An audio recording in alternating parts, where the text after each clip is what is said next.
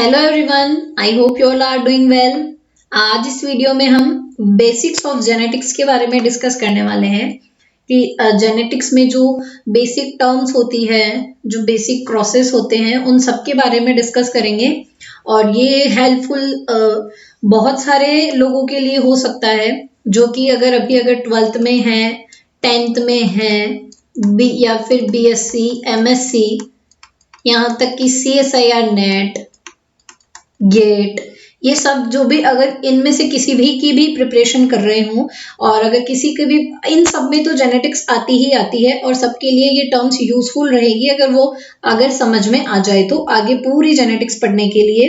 तो आज उसी बेसिक्स के बारे में डिस्कस करेंगे जिसकी वजह से पूरी आगे की जेनेटिक्स बिल्डअप हो सकती है अगर ये टर्म्स क्लियर हो तो हम स्टार्ट करते हैं। सबसे पहले हम देखते हैं, जब बात ही हम कर रहे हैं कि बेसिक्स जेनेटिक्स के, तो सबसे पहले हम यही देखते हैं कि जेनेटिक्स जो खुद ही टर्म है एक, वो होती क्या है। तो जेनेटिक्स का क्या मतलब होता है? जेनेटिक्स का मतलब होता है जीन का ट्रांसफर। हम जो स्टडी करते हैं जीन के ट्रांसफर की, उसे हम बोलते हैं जेनेटिक्स। यानी जीन का ट्रांसफर होता है, जैसे एक जनरेशन से दूसरी जनरेशन में जो ट्रांसफर होता है उसे हम बोलते हैं जेनेटिक्स।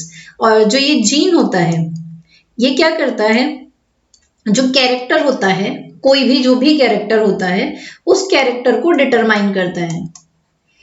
सब कैरेक्टर को एक एनकोड करने के लिए एक जीन होता है। तो जीन का काम क्या होता है? कैरेक्टर का डिटर्मिनेशन करना, उसको डिटरमाइन करना कि ये कौन सा कैरेक्टर है और नेक्स्ट जनरेशन में कौन सा कैरेक्टर जाएगा। अगर हम फॉर एग्जांपल लें कि कोई ए जीन है और ये करता है टॉल लेंथ को एनकोड, ठीक है। अब अगर नेक्स्ट जनरेशन में ये जीन गया है तो वो क्या होगा, लेंथ में जो होगा वो टॉल हो जाएगा, ठीक है। उसके बाद हम दूसरी चीज देखते हैं कि एलील, एक टर्म और आती है एलील। तो एलील क्या होती है? जो ये हमने अभी जीन देखा, तो इसी की जो अल्टरनेटिव फॉर्म होती है, यानी एलील को हम क्या बोल सकते हैं? Alternative form of a gene, alternative form of a gene, उसी को हम बोलते हैं एलील। अब अल्टरनेटिव फॉर्म क्या हो सकती है? अल्टरनेटिव फॉर्म यानी कि कोई भी दो फॉर्म होंगी। तो अब कौन कौन सी फॉर्म होती है इसकी? या तो होती है डोमिनेंट या होती है रिसेसिव। यानी इसकी दो फॉर्म होती है, या तो जीन डोमिनेंट होगा या जीन रिसेसिव होगा, ठीक है।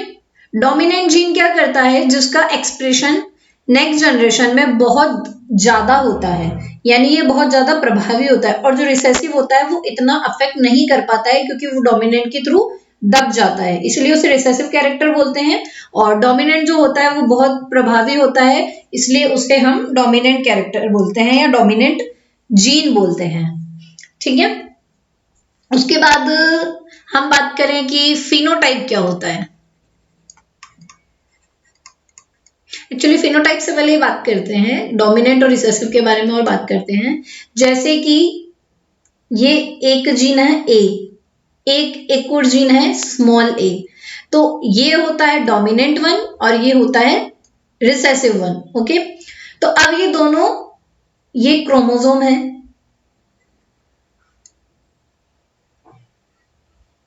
ठीक है। ये जीन इस पर ऐसे प्रेजेंट होते हैं, ये यहां पर जैसे एक जीन है, ये यहां पर एक जीन है, तो ये ऐसे क्रोमोसोम पर प्रेजेंट होते हैं। अब एक बार क्रोमोसोम क्या होता है, ये इस टाइप की स्ट्रक्चर होती है क्रोमोसोम की। ये ऊपर वाली आर्म जो होती है वो लॉन्ग आर्म होती है, क्यू आर्म बोलते हैं इसे। और जो नीचे वाली होती है ये शॉर्ट आर्म होती है, इसे पी आर्म बोलते हैं, ठीक है। और इस पर ये जो प्रेजेंट होता है, यहाँ पर जैसे पर्टिकुलर कोई जीन ए प्रेजेंट है, तो ये जो प्रेजेंट है इसकी जो लोकेशन है इसको लोकस बोलते हैं। यानी जहां पर जीन प्रेजेंट होता है उसे हम क्या टर्म देते हैं? उसे हम बोलते हैं लोकस। यानी हम बोल सकते हैं मतलब कौन से लोकस पर जीन प्रेजेंट है, तो ऐसे इस टर्म का यूज किया जाता है। उसके बाद हम नेक्स्ट देखते हैं, ये कोई भी क्रोमोसोम है,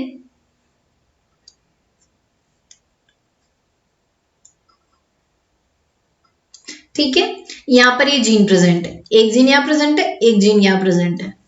अब ये जो एक ये जैसे ये होते हैं, इसको क्या बोलते हैं? इसको क्रोमेटिड बोलते हैं, क्रोमेटिड्स बोलते हैं इनको। और जब ये दो हैं, ये इसे हम बोलते हैं सिस्टर क्रोमेटिड्स। एक ही क्रोमोसोम की है ये, इसीलिए हम इसे बोलेंगे सिस्टर क्रोमेटिड्स। अब अगर एक और कोई क्रोमोसोम प्रेजेंट है, ये क्रोमोसोम प्रेजेंट है, अब ये जो इसकी ये भी होगी, ये इसके लिए सिस्टर क्रोमेटिड होगी, ठीक है।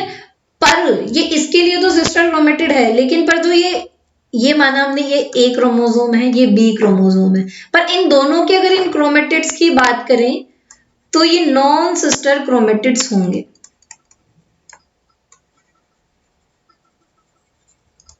ठीक है, आई होप आपको ये सब समझ में आया होगा कि sister chromatids, non sister chromatids क्या है और क्रोमोसोम पर ये जीन्स कैसे रिप्रेजेंट किए जाते हैं।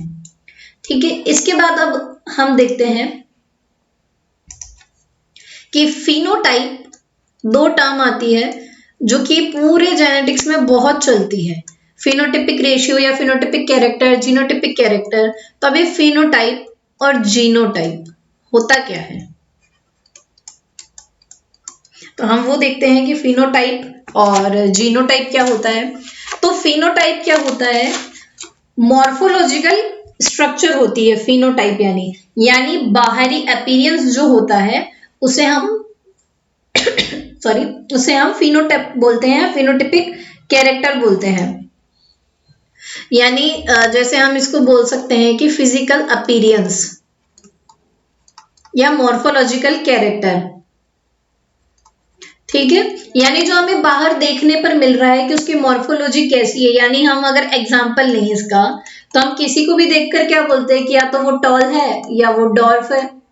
उसका कलर देखकर बोले, किसी फ्लावर का कलर देख के बोले कि ये पिंक है या ये व्हाइट है, तो ये हम बाहर से देखकर ही पता कर पा रहे हैं ना, उसकी फिजिकल अपीयरेंस ही देख रहे हैं, उसकी मॉर्फोलॉजी ही देख रहे हैं। जीन के बारे में तो हम गए ही नहीं कि कौन सा जीन कैसे काम कर रहा है। तो जो हम बाहर से देखकर बता सकते हैं, उसका फिजिकल अपीयरेंस देख सकते हैं कि कोई भी प्लांट टॉल है या डॉर्फ है, पिंक है, उसका फ्लावर पिंक है या व्हाइट है, ये सब फिजिकल कैरेक्टरिस्टिक में आ जाते हैं। और इसी को ही हम जो टर्म देते हैं, उसी को ही जेनेटिक्स की भाषा में बोल लो, कुछ भी बोल लो, उसको बोलते हैं हम फिनोटाइप।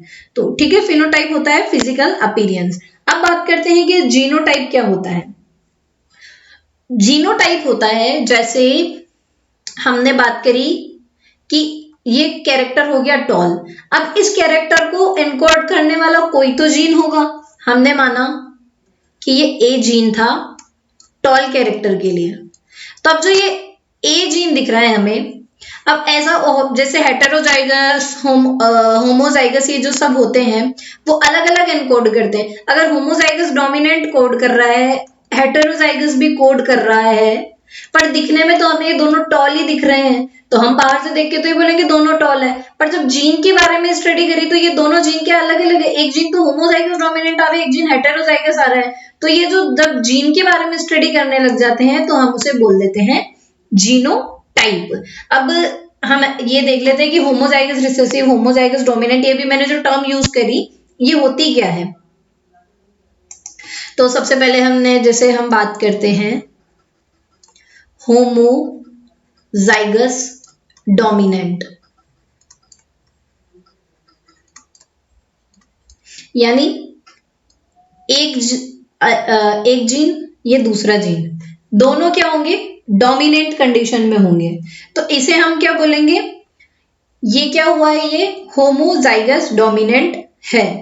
ठीक है, जब एक एलील के दोनों जीन एक ही कैरेक्टरिस्टिक को कोड करें या एक ही हो, तो इसे हम बोलेंगे होमोजाइगस डोमिनेंट। ठीक है, अब एक और टर्म आती है होमोजाइगस रिसेसिव, ये हो गया रिसेसिव। मेनली क्या करते हैं, ऐसा कंपल्सन नहीं है कि कैपिटल लेटर में है तो वो डोमिनेंट और स्मॉल में है तो वो रिसेसिव कहलाएगा, पर इसे रिप्रेजेंट करने के लिए एक समझने के लिए एक तरीका निकाला गया है। तो जैसे ये दोनों कैपिटल में है यानी दोनों डोमिनेंट है, ये दोनों स्मॉल है यानी ये दोनों रिसेसिव कैरेक्टर है, तो इसीलिए इसको होमोजाइगस यानी होमो यानी सेम। होमो का मतलब अगर हम देखें तो क्या होता है, सेम ही होता है ना, कि होमो यानी सेम। तो वैसे ही दोनों डोमिनेंट है तो यानी दोनों सेम है, होमोजाइगस डोमिनेंट या होमोजाइगस रिसेसिव, ये हो गया। अब एक और टर्म आती है हेटेरोजाइगस, और जो हेटेरोजाइगस होता है वो ना तो डोमिनेंट की कैटेगरी में आता है ना रिसेसिव की कैटेगरी में आता है। इसमें डोमिनेंट का एक जीन भी होता है और एक जीन रिसेसिव का होता है। ये एक जीन ये डोमिनेंट का, ये हो गया रिसेसिव का।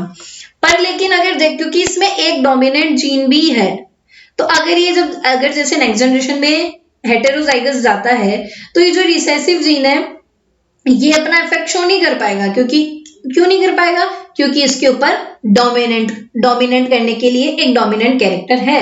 तो जब ये अगर नेक्स्ट जनरेशन में जाएगा तो जो एक्सप्रेस करेगा जीन वो डोमिनेंट जीन ही होगा, रिसेसिव जीन नहीं होगा। रिसेसिव जीन जब भी एक्सप्रेस करेगा जब वो अकेला हो, जैसे ये रिसेसिव है तो यानी कि अब ये रिसेसिव आगे जाके रिसेसिव कैरेक्टर ही शो करेगा, ठीक है। तो ये थे कुछ टर्म्स के बारे में।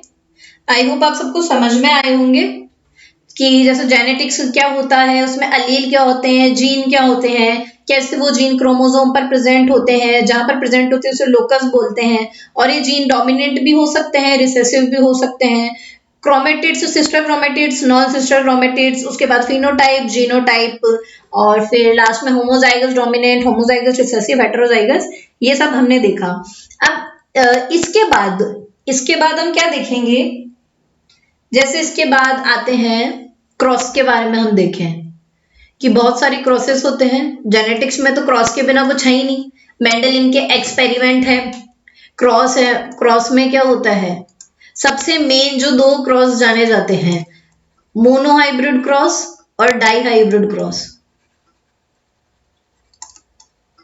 उसके अलावा भी और बहुत सारी क्रॉस है, back cross, test cross, reciprocal cross, इन सब, ये सेल्फ क्रॉस, इन सब जो भी क्रॉसेस हैं इनके बारे में हम पढ़ेंगे नेक्स्ट क्लास में। आज ये बेसिक्स ऑफ जेनेटिक्स का पार्ट 1 था।